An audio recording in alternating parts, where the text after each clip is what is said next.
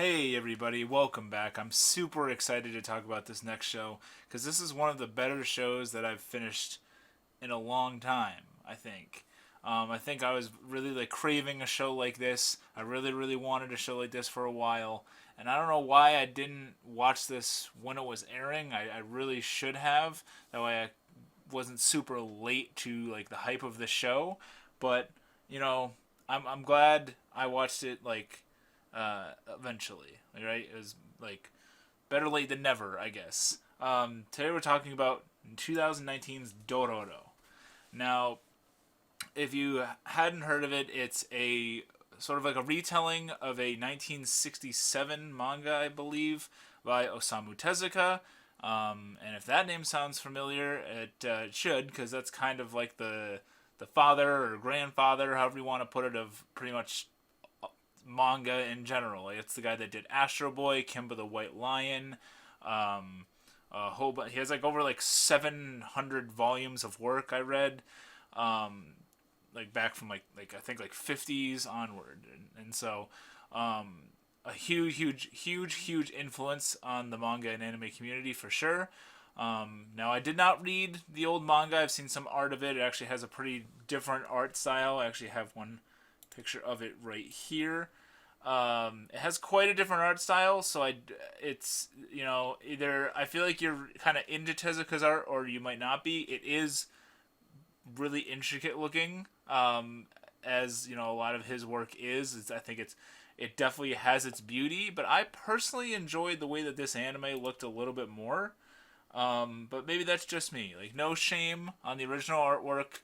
A lot of people are going to see that as better, and I can see why. And at the end of the day, if that didn't exist, we wouldn't have this great show. So let's flash forward to 2019. This is the only version that I have completed. There's a 60s, I think, anime as well. And I think there was a live action movie. But I haven't seen any of those. Only the 2019 show, which lasted 24 episodes, from January to, I think, June of last year. Done by Mappa, I think. And this show is really interesting. So it's basically set in a feudal era kind of Japan. I'm sure it's set in a specific period, but it's a samurai times. And the Dororo is actually the little boy character. This actually threw me off at the beginning of the show because the main guy, sort of, his name is Hyakimaru, and Hyakimaru's father is this feudal lord guy. And at the very beginning of the series, it's literally the day that Hyakumaru is being born, or the mom is getting ready to literally birth their son. The dad, their land is going kind of going through the shitter. They're going through, I think, some kind of famine, and the crops aren't really growing very well, and I think they might be losing a war. Just everything's kind of going to shit. So he makes this deal with this group of demons. I believe there's 12. In this place called the Hall of Hell, which is a cool ass name, by the way. He makes this group, and he says, basically, if you help my land to prosper, you guys can take whatever you want from me. And so the demons do this, and the pact basically is that the night that Hyakumaru, the feudal lord's son, is born, they, through magic and stuff, basically take away the newborn baby's eyes, ears, skin, nose, nervous system. He doesn't have a sense of touch, legs, arms, basically everything. But each demon takes a different body part. But the son is kept alive. You might be wondering how he was born and still alive in that situation, but we're gonna follow magic logic here. But he has no skin, he has no eyes. He's a very gross-looking baby boy. And the father sort of maniacally realizes what is happening and now believes that his land will truly prosper. And he doesn't want this, what he considers ugly kid around, so he literally basically tosses Hyakimaru downriver. Literally. He has the midwife, I think, chuck him downriver without any real body parts, just in this, cloth. And eventually, Hyakimaru, as a baby, is picked up by this traveling guy, this traveling former soldier guy, who is really good at making prosthetic limbs and like body parts, and he sort of outfits Hyakimaru into having some fake arms, fake legs, and some prosthetic skin and a nose and stuff like that. It's very like Astro Boy esque. I could sort of see the connection. You know, it's Osamu Tezuka. Clearly, he seems to like this kind of like main character with like that could break up into multiple parts and stuff like that. Because like Hyakimaru is essentially just like a feudal Japan robot.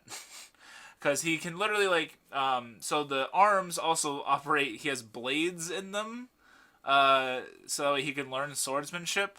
I should explain that he doesn't have any eyes, or a voice. Oh, they took his voice too. He can't talk. He can't do anything. So everything is darkness to him, except for some reason it's explained a little better later on. He has the ability to see souls. Basically, like if you're like a good guy or a bad guy. Like normal people, like kind people, look like a white sort of aura to him, whereas demons are red.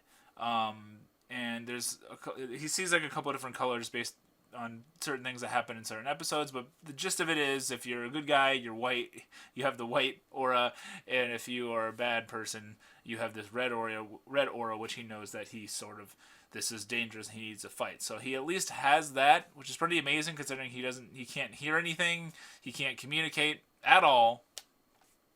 He doesn't even really understand what his enemies look like or anything. He's literally never seen anything. He's never heard anything. So his new sort of foster father basically teaches him the way of the sword, and they realize that if Hyakimaru kills a demon, he can take back a body part that the demon took from him. So it is basically going to be Hyakimaru's life goal to slay demons, hopefully help people along the way, and acquire his lost body parts back. One by one. And on this journey, he goes out. And by the way, while he's doing this is affecting his dad, the feudal lord's land. It sort of starts to flip the other way. Every time Hyakimaru defeats a demon, the dad's land kind of gets screwed up. Like, this section of crops won't grow. Like, once Hyakimaru got his legs back. Or the like some of the cattle died or something, like after he got his eyes or whatever.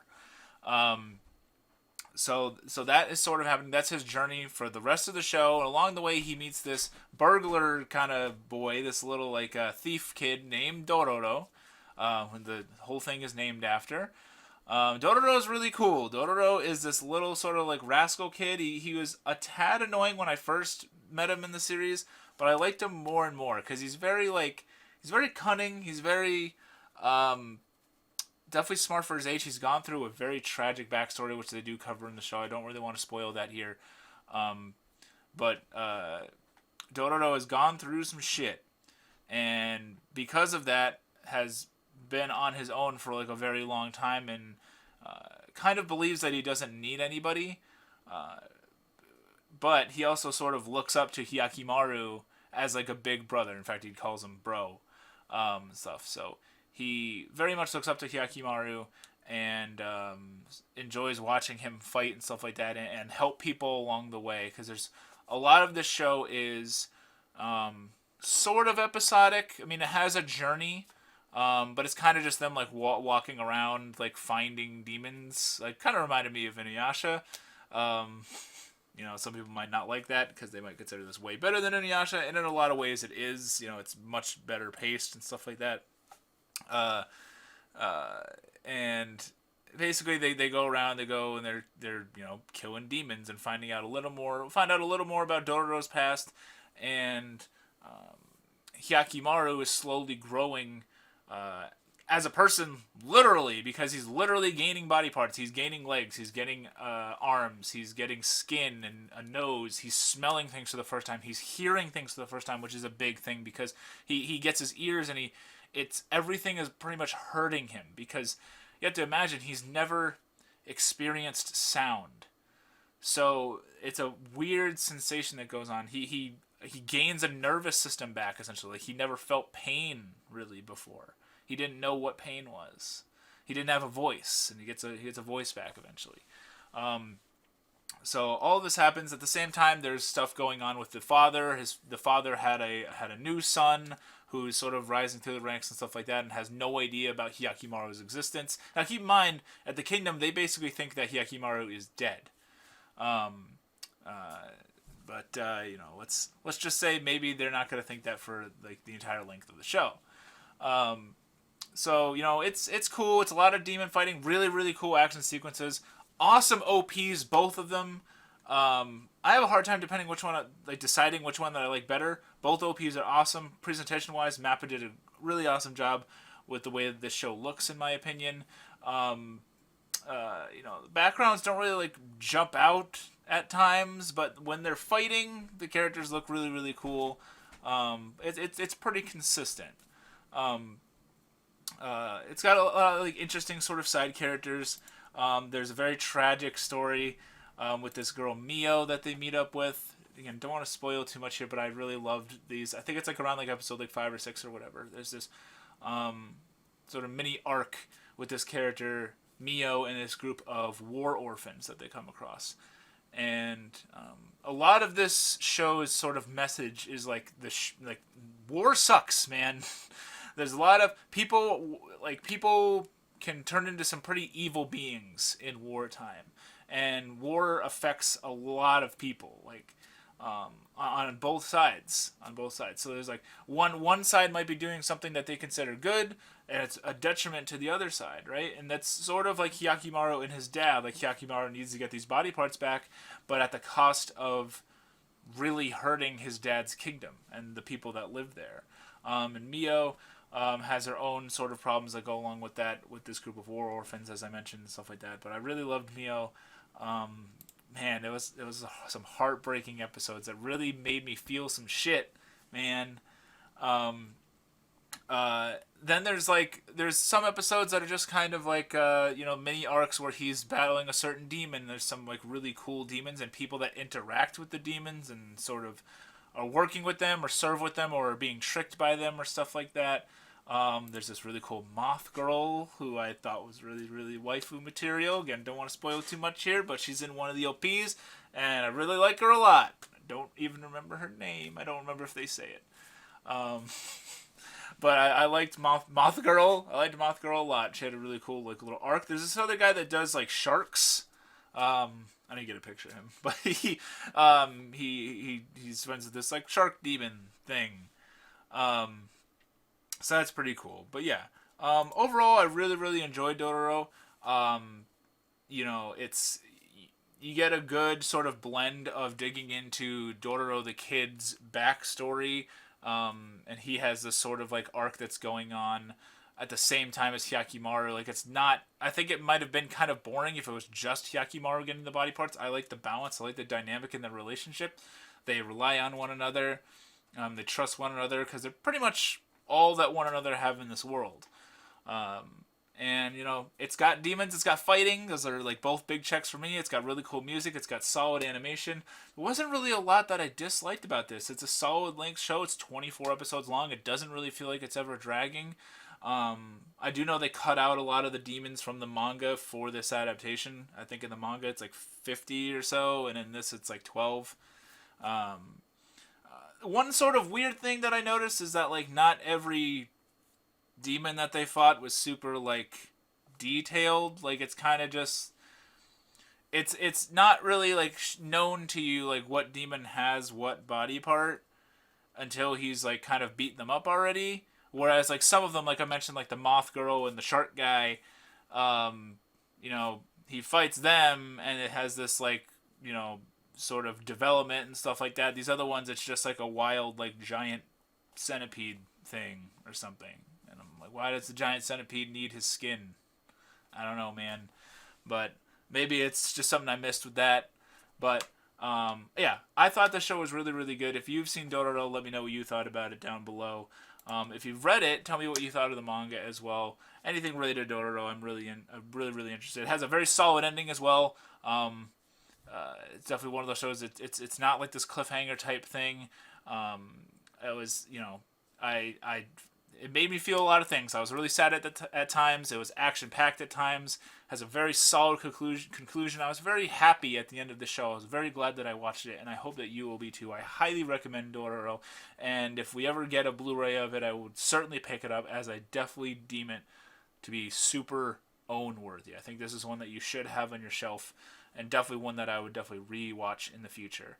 Yeah. Thank you guys so much for watching. Please hit that subscribe button if you'd like. You can follow me on Twitter at Miasma Senpai. If you want to, you could join my Patreon. I'll have a link to that down below. There's a Discord server and stuff like that. And I'd really, really appreciate that. But yeah, just thank you so much for watching, guys. My name is Miasma, and I'll see you next time.